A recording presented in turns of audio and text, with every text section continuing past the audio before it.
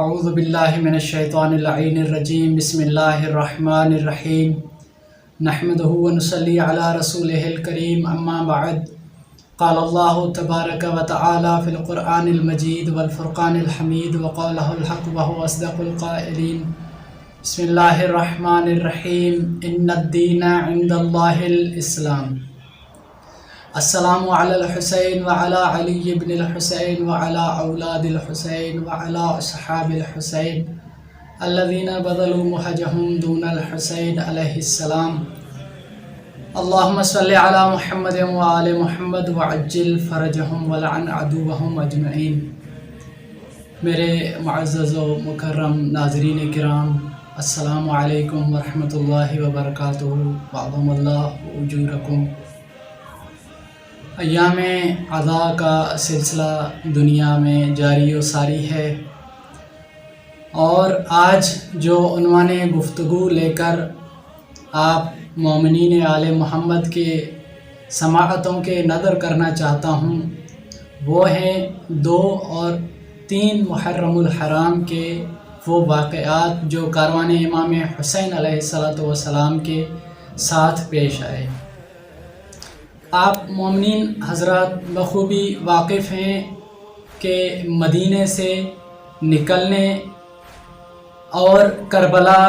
پہنچنے تک یہ درمیان کا جو فاصلہ ہے، امام حسین علیہ السلام نے اپنے اہل بیت علیہ السلام اور بعض صحابہ کرام سلام اللہ علیہم اجمعین کے ساتھ یہ جو کٹھن سفر طے کیا، مختلف قسم کی رکاوٹیں دشمنوں اور منافقوں اور اسلام کا لباس اوڑھے ہوئے نام نہاد مسلمانوں کے ہاتھوں مختلف قسم کی سازشوں کا شکار کرتے ہوئے بالآخر کاروان حسینی کربلا کی طرف جب گامزن ہوا اور سرزمین کربلا میں جب داخل ہونے لگا، تو روایات کی کتب لکھتی ہیں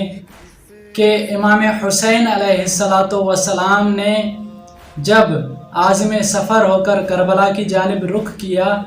تو ایک مقام پر امام حسین علیہ السلام کا گھوڑا رک جاتا ہے، اور امام نے بارہا کوشش کی کہ گھوڑے کو آگے کی سمت لے جایا جائے، لیکن گھوڑا ایک قدم بھی بڑھنے کو تیار نہ تھا۔ کتب میں موجود ہے کہ امام حسین علیہ السلام نے 7 گھوڑے تبدیل کیے، مگر کوئی بھی گھوڑا آگے بڑھنے کے لیے تیار نہیں تھا۔ بالآخر امام حسین علیہ السلام نے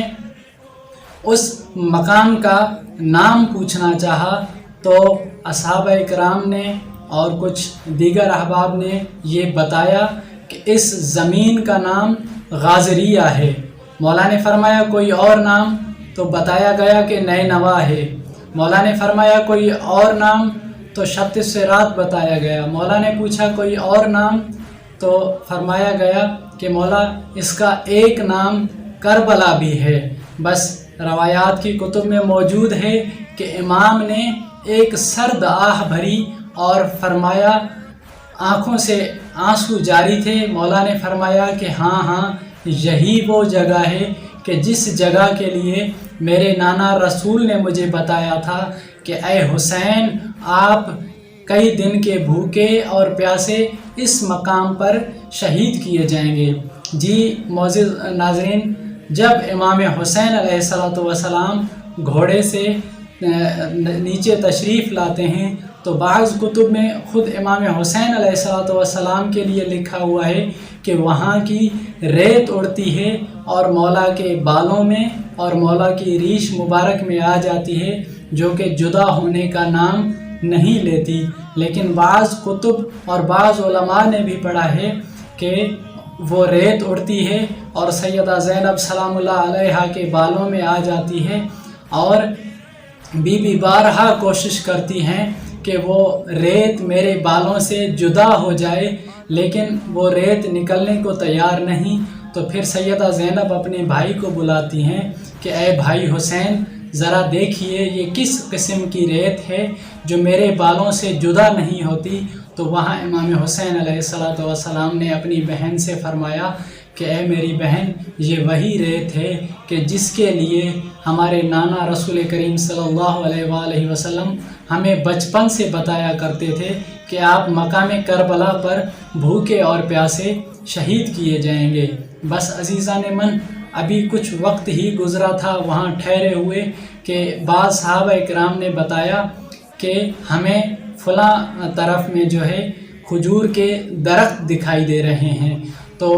وہاں پھر موجود بعض صحابہ کرام نے بتایا کہ نہیں، یہاں خدا کی قسم ہم نے کبھی بھی کھجور کے درخت نہیں دیکھے۔ پھر دوسرے بعض صحابہ کرام نے بتایا کہ یابن رسول اللہ، ہم تو وہاں سے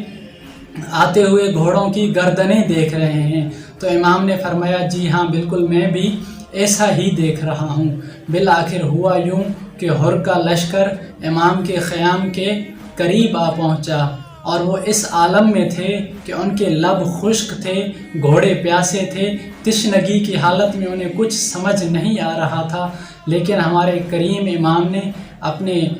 جوانوں کو ان کے استقبال کے لیے کھڑا کیا، ایک صف بنا کر ان کا استقبال کیا، اور مولا نے فرمایا کہ ان سب کو پانی پلائیے۔ اور روایات کی کتب میں ملتا ہے کہ امام حسین علیہ السلام نے فرمایا کہ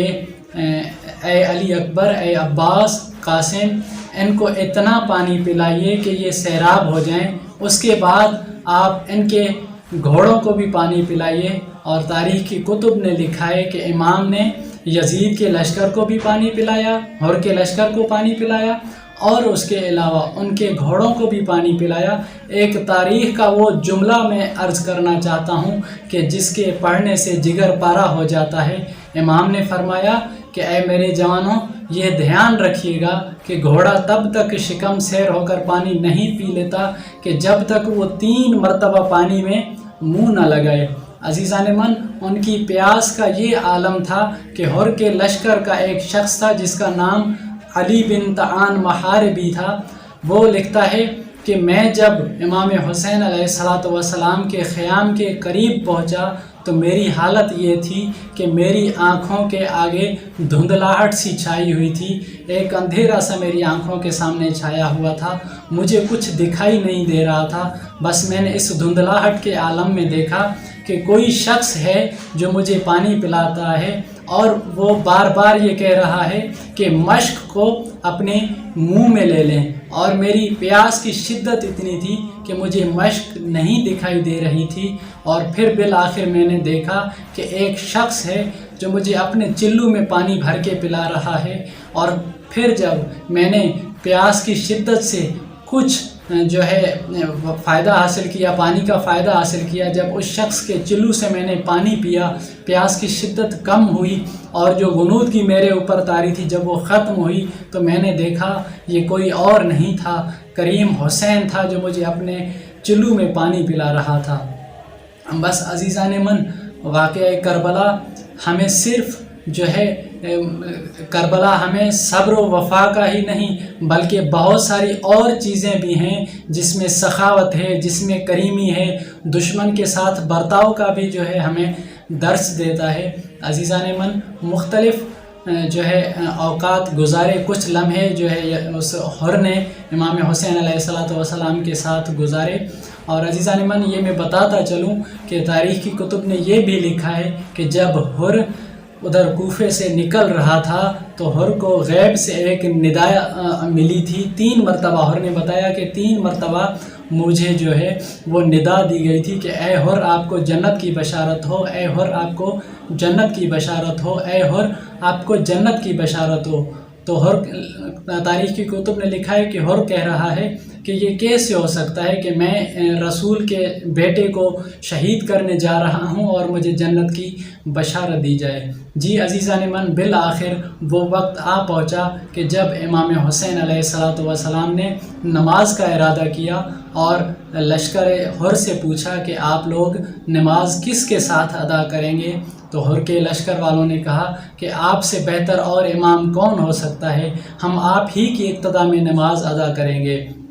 अज़ीज़ान मन मुख्तसर करता चलूँ कि वो नमाज हुर और हुर के लश्कर वालों ने इमाम हुसैन अलैहिस्सलाम की इक़्तिदा में अदा की। और फिर जब हुर ने इमाम हुसैन अलैहिस्सलाम से आज़म सफ़र होने का सबब पूछा तो इमाम ने फरमाया कि मुख्तलिफ़ लोगों ने मुख्तलिफ़ औक़ात में कई ख़ुतूत लिखे थे कि जिसकी वजह से मैं यहाँ तशरीफ़ लाया हूँ। तो हुर ने कहा कि मुझे कुछ पता नहीं है कि किसने ख़ुतूत लिखे हैं। इमाम ने अपने एक सहाबी से फ़रमाया कि जाएं आप वो ख़ुतूत वाली बैग जो है लेकर आएँ, या उस ज़माने की जो थैली या छली वगैरह बाज़ कुतुब ने लिखा है कि वो लाई गई जिसमें कई ख़ुतूत की तादाद मौजूद थी। और ने कहा कि खुदा की कसम ना मैंने कोई ख़त लिखा है और ना ही जो है मैं किसी इनमें से ख़त लिखने वाले को जानता हूँ। बस अज़ीज़ान मन मुख्तसर ये कि हुर ने कहा कि ए हुसैन, मैं इस बात पर पाबंद हूँ कि आपके साथ रहूँ और आपका मैं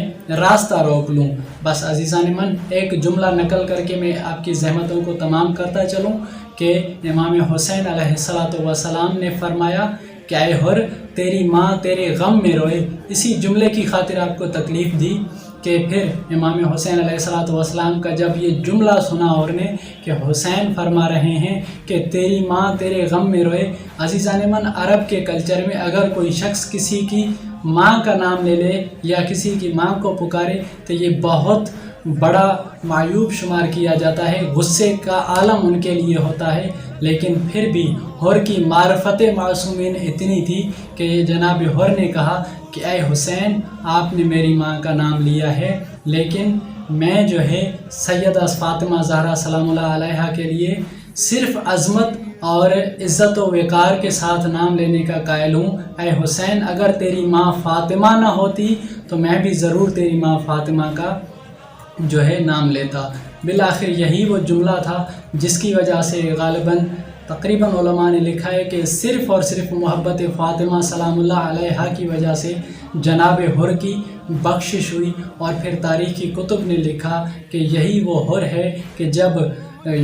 यौम आशूर और लैलत आशूर में यानी आशूर की रात जब इमाम हुसैन अलैहिस्सलाम मुख्तलिफ़ औक़ात में खुतबा फरमा रहे थे तो हुर के जिस्म में इतनी कपकपी तारी थी कि जैसे बहुत ही ज़्यादा सर्दी के आलम में कोई शख्स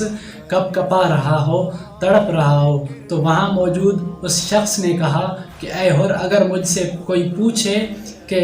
मदीने में या जो है इराक़ का सबसे ज़्यादा बहादुर शख्स कौन है तो मैं आप ही का नाम लेता, लेकिन ये क्या वजह है कि आप जो है इतनी कपकपी तारी है आपके जिस्म पर। बस अज़ीज़ान मन, खुतबात इमाम हुसैन अलैहिस्सलाम का ऐसा असर हुआ जनाब हुर के किरदार पर कि उन्होंने बिल आखिर जहन्नुम का रास्ता छोड़कर, और जैसे जनाब हुर को बशारत दी गई थी जन्नत की, और